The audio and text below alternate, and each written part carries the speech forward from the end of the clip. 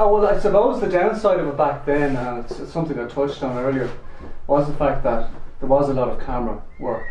And the downside of that back then was it took an inordinate amount of time to produce a separated piece of film, whereas now you can do that in half an hour. So what now takes half an hour might have taken half a day back then.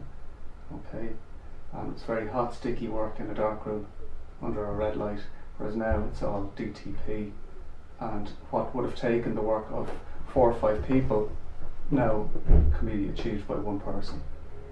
Okay, so that was the downside, and then the pluses were the fact that the technology improved with time, software has improved, so design concepts can be more flexible.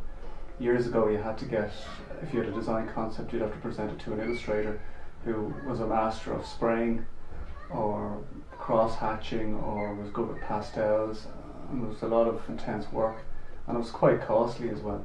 Whereas now, if you're talented enough with Illustrator, Photoshop, you really have full mastery over your craft with those as well. There's a lot of clip art as well that you can source from the internet, whereas beforehand people didn't have that access.